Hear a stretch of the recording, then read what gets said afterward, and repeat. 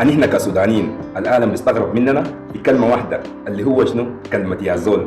ايوه ما تستغرب، بيستغربوا فينا في كلمه يا زول. طبعا انا عايش برا السودان، الاجانب بيستغربوا فيني شديد انه انا بنطق كلمه يا زول. طبعا اي انسان لما اشوفه ماشي كده بيناديه يا زول. العالم مستغربين مننا شديد، احنا كسودانيين عايشين برا السودان العالم بيستغرب مننا، ونحن ايضا نستغرب منهم لانهم مستغربين على الكلام دي. يعني الكلمه بسيط جدا جدا، ما بيستاهل الكلام ده كله.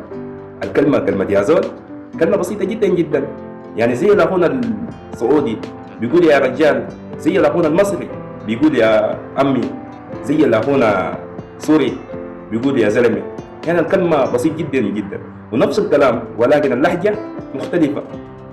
يعني هنا لهجتنا لهجة دارجية مفتوحة كما يقولون بعض العلماء. وكلمة يا زول يعني هنا بنحبها شديد، وهذا الكلمة دي كل السودانيين بينتبوها. والكلمة دي حتى السودان هناك عامة عندنا كلمة يا زول الواحد في اليوم يقول 1000 مرة كلمة يا زول، ونحن بنحبه من قلوبنا الكلمة دي.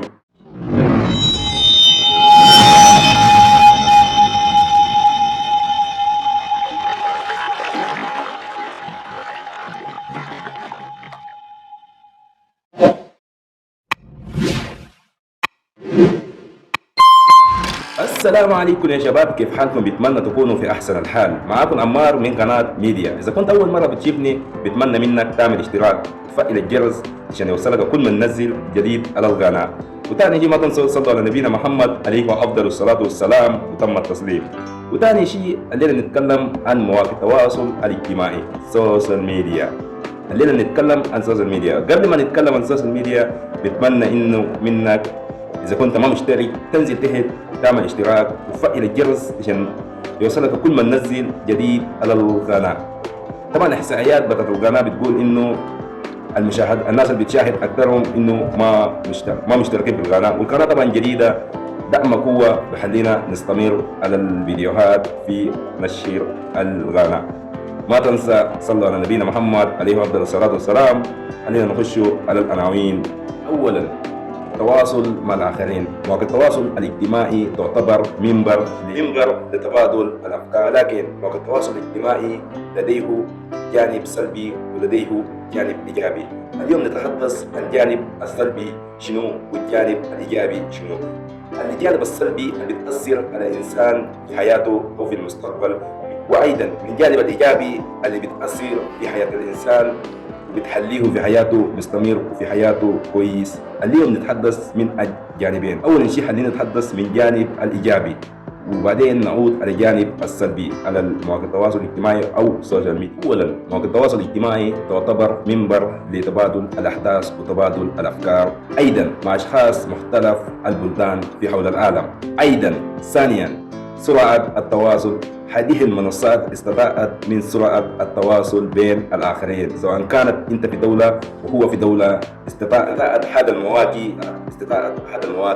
التعاطف بين الآخرين سواء كانت صديق. فكرة مواقع التواصل الاجتماعي إننا نتشارك جميعا في أفكارنا في مواقع التواصل الاجتماعي سواء كانت سلبي أو إيجابي. نتعاطف مع بعض، ربما يكون صديقك في موقع التواصل الاجتماعي مر بمحنة وانت ما زلت تمر بنفس المحنة، وصديقك يقدر يستطيع انه يساعدك تطلع من هذا المحنة بطريقة ايجابية. هذا المواقع استطاعت انه تنشر الخير. رابعا، من اتجاه الايجابي، هذه المواقع استطاعت انه تفيد الاخرين في التعليم الذاتي.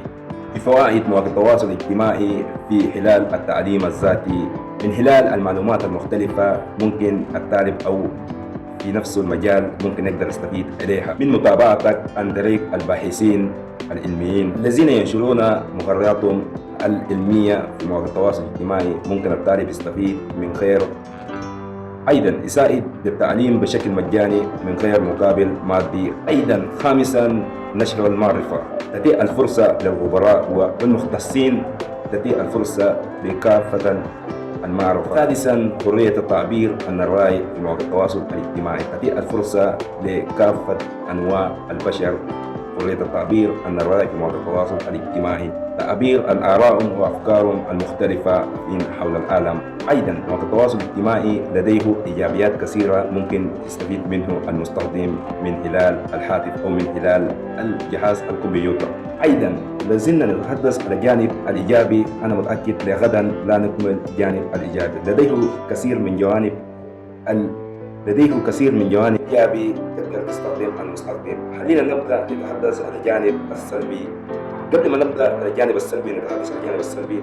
أنزل لي إذا ما لايك عشان نقدر نستمر على الجانب من جديد. مواقع التواصل الاجتماعي من كافة الأنواع المستخدمين، سواء كانت امرأة أو رجل أو طفل أو شاب. مواقع التواصل الاجتماعي لديه إيجابيات ولديه سلبيات. حكينا في جانب الإيجابيات ولكن نتحدث على الجانب السلبيات. مواقع التواصل الاجتماعي أصبحنا عن عالم صغيرة.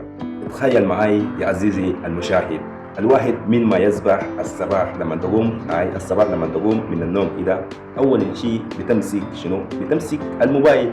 أكيد طبعا 90% من الشعب أو 90% من العالم أول ما يصبح من الصباح كده ياخد يده في الترابيزة يلمس الموبايل، شكل إنه نشيف الساعة ولكن يفتح النت يستخدم مواقع التواصل الاجتماعي، سواء كانت في الفيسبوك أو في اليوتيوب أو في الانستغرام أو في التيك توك أو جميع المواقع المعروفة. عشان كده العالم بقت مدمنة بمواقع التواصل الاجتماعي، وبقت مدمنة بالتلفونات أو بالتلفون. والغريب والأغرب من ذلك لما تكون جالس مع أصحابك، كل الناس أو كل الأصحاب بيكونوا مندمجين مع الهاتف. يعني أي واحد لما أنتوا تتلموا كده دارين تتحدثوا أو دارين تتونسوا مع بعض، تلقاه أي واحد مدمن أو مدمج مع الهاتف. يعني أي واحد تلقاه بس شغال بيقلب في مواقع التواصل الاجتماعي، سواء كان في الفيسبوك أو في اليوتيوب أو في الانستغرام أو في التيك توك، تلقاهم كلهم مدمجين في الهاتف. يعني ما في زول بيتحدث مع أحد إلا لما يكون أحد ما عنده هاتف ممكن يقعد منتظر يعاين فيه. يعني استغرب إنه العالم دي عايشة في عالم ثاني، في عالم خيالية. وصلنا لدرجة إنه في المساجد تلقى بعض الناس أو بعض الأشخاص يستخدمون الهواتف، يعني تلقاهم مندمجين في مواقع التواصل الاجتماعي دي. في المساجد تلقى بعض الأشخاص يكونوا مندمجين في الهواتف. يعني أنت مشيت المسجد دار تصلي أو دار تقرأ قرآن ولقيت إنه تكون ماسك الهاتف. دي إدمان الهاتف. هذا هو بالشكل هذا. أيضا بكل من جوانب السلبي، ولكن تلقاهم بعض الأشخاص حتى في اجتماعات العامة بعض الناس تلقاهم مندمجين في الهواتف. انت جيت دار تسمع الاجتماع او دار تسمع اجتماع العامة او جيت تستخدم الهاتف في اجتماعات العامة. يعني بعض الناس تلقاهم بعد ما يخرجوا من الاجتماع بيكون ما فاهم اي حاجة، بعدين لما تطلع كده تقول له هسه الاجتماع قال شنو، يقول لك انا ما فاهم لانه كان صارخ في التلفون او مندمج في التلفون. هذه كله من جوانب السلبي على الميديا او على الهاتف. والله يا جماعة هذا من وجهة نظري أنا، مواقع التواصل الاجتماعي دي بقت هي السبب ذاته عدم التواصل الاجتماعي مع الآخرين. يا أخي أصلا أن إحنا اخترنا العالم دي، نعيش مع العالم دي، يا أخي خلينا نستخدمه بالطريقة الصحيحة وليس استخدام في محلات العامة وفي المساجد وفي أثناء النوم. يعني نستخدمه ديما في جوانب السلبي أو بجوانب بتأثر على الإنسان. هذا بتسميه إدمان الإنسان. يعني الإنسان لما يكون مدمن على حاجة صعب إنه يقدر يتخلى عنه، وكل ما ماشي يكون مندمج أكثر ماشي. عشان كده ألحق نفسك يا عزيزي المشاهد إذا كنت واحد من الأشخاص دي. طيب تعال خلينا نخش نشوف أن إحنا ميامين شنو في العالم دي ذاته. أيضا فضل مواقع التواصل الاجتماعي العالم أصبحت شكل قرية صغيرة من كافة أنواع العالم، من الثقافات المختلفة، من أجناسهم المختلفة، من أعمارهم وذلك كلهم أصبحت شكل قرية صغيرة في مواقع التواصل الاجتماعي. إذا زلنا نتحدث على الجانب السلبي لغدا أنا متأكد لا ننتهي. طبعا في الجانب الإيجابي برضه قلت نفس الطريقة، ولكن إذا زلنا نتحدث في نفس الجوانب الجانبين لا ننتهي أبدا. إن شاء الله كده يكون وقعت لك الفكرة، وإن شاء الله يكون وقعت لك نفس عنوان الفيديو، الفكرة مكتوب في عنوان الفيديو. وكده دي نهاية المقطع، وإن شاء الله بتمنى إنه إذا كنت واحد من الأشخاص دي أن تستخدم بالطريقة الصحيحة. يعني بتأثر في حياتك المستقبلية أو بتأثر في المستقبل في مواقع التواصل الاجتماعي. طبعا لما يكون الإدمان بتكون صعبة جدا جدا. يعني بتمنى انه تستخدم بطريقه صحيحه. وكده دي نهايه المقطع. ما تنسوا صلوا على حبيبنا المصطفى عليه افضل الصلاه والسلام. تم التسليم. وان شاء الله نجيكم بفيديو ثاني. دقيقه قبل ما نقول لكم ان شاء الله نجيكم بفيديو ثاني، اذا كنت ما مشترك بتمنى انه تشترك في القناه. وشكرا بجد على دعمكم على الفيديوهات السابقه. طبعا القناه رغم انه جديد ولكن فيه دعم بالنسبه لي، دعم كبير جدا جدا. واللي ما بشكر الناس لا يشكر الله. بجد شكرا لكم من كل القلب. معاكم عمار، ان شاء الله نجيكم بفيديو جديد. اذا كنت واحد من الناس اللي ما مشترك في القناه اشترك، يعني اذا انت اشتركت ما بتخسر حاجه، وبس على الاقل بس بعدين ماشي فعل الجرس عشان يجيك كل ما ننزل فيديو جديد على القناه. والسلام عليكم، ان شاء الله نجيكم بفيديو جديد. معاكم عمار.